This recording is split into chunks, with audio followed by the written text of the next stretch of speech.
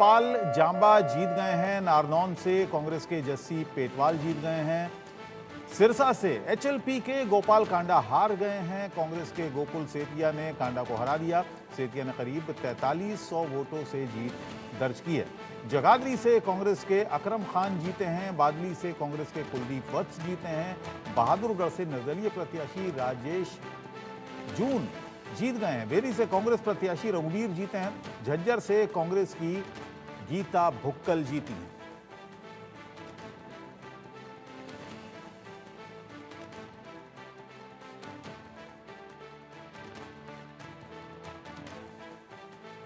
चुनाव हार गए हैं।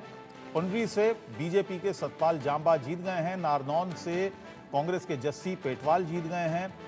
सिरसा से एचएलपी के गोपाल कांडा हार गए। कांग्रेस के गोकुल सेतिया ने गोपाल कांडा को हरा दिया। सेतिया ने करीब 4300 वोटों 4300 वोटों से जीत दर्ज की। जगाधरी से कांग्रेस के अकरम खान जीत गए हैं। बादली से कांग्रेस के कुलदीप वत्स चुनाव जीते हैं। बहादुरगढ़ से निर्दलीय प्रत्याशी राजेश जून जीते हैं। बेरी से कांग्रेस प्रत्याशी रघुवीर जीते हैं।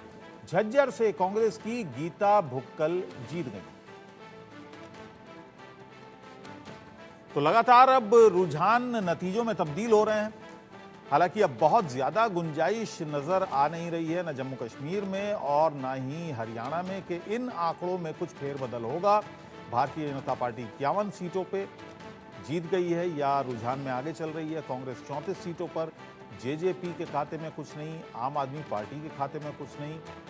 हाँ, निर्दलीय यहाँ पर अदर्स जो हैं वो 5 सीटें नजर आ रही हैं। इसी तरह से जम्मू कश्मीर की अगर बात करें, बीजेपी 29 सीटों पर, 6 सीटों पर कांग्रेस और 41 सीटें नेशनल कॉन्फ्रेंस ने। पीडीपी 4 सीटों पर। नेशनल कॉन्फ्रेंस के लिए कह सकते हैं कि नेशनल कॉन्फ्रेंस का एक तरह से इसको रिवाइवल कह सकते हैं। जो लोकसभा में जिस तरह से उमर अब्दुल्ला हार गए थे अपनी सीट,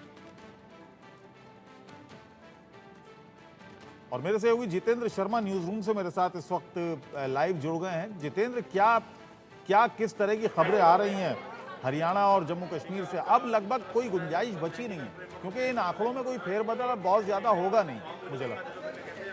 बिल्कुल सही कहा आपने। जो आंकड़े आपको दिखाई दे रहे हैं लगभग यही रहने वाले हैं। हरियाणा में जिस तरह से बात करें अगर हम, तो बीजेपी पूर्ण बहुमत के साथ सरकार बनाती हुई दिख रही है और कंफर्टेबली वो सरकार बनाती हुई दिख रही है। और जो 2014 में वो 47 सीटें लेकर के आई थी, तो इस बार उसको पार करेगी। तो 2 रिकॉर्ड तोड़ने वाली है बीजेपी कि सबसे पहले तो वो तीसरी बार सरकार बनाने जा रही है, क्योंकि अब तक हरियाणा के इतिहास में किसी भी पार्टी ने लगातार 3 बार सरकार नहीं बनाई है। तो पहला रिकॉर्ड तो ये तोड़ने वाली है और दूसरा रिकॉर्ड बीजेपी ये तोड़ने वाली है कि जो उनका 2014 में जो उनको मेजोरिटी मिली थी 47 सीटों की, उसको वो तोड़ने वाली है। तो अभी तक जो उम्मीद लगाई जा रही है 50 सीट बीजेपी हरियाणा में जीत सकती है।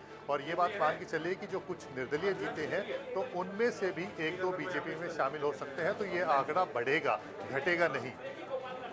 जितेंद्र, ये और बताइएगा कि अब तक कितनी सीटें यहाँ पर डिक्लेयर हो गई हैं और क्या कुछ अभी राउंड रह गए हैं कुछ सीटों पर? क्योंकि लग रहा था कि कुछ सीटें ऐसी हैं जहाँ पर 3-4 राउंड की गिनती होना अभी बाकी है, क्योंकि ज्यादातर अब मेरे ख्याल से डिक्लेयर हो रही हैं सीटें, एक के बाद एक। हम भी जानकारी दे रहे हैं।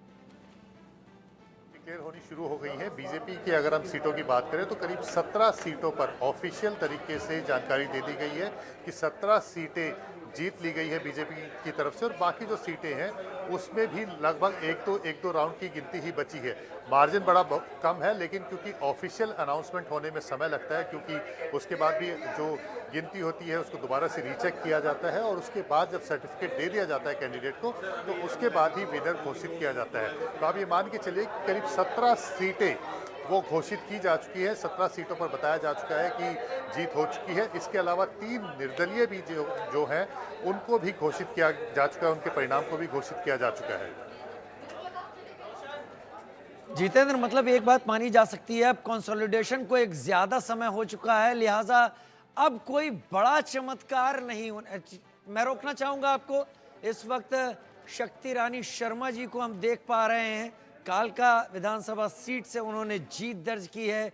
लोगों ने फूल मालाओं से उनको लाद दिया है। एकदम समर्थकों में जोश और समर्थकों में उत्साह इन तस्वीरों में साफ नजर आ रहा है।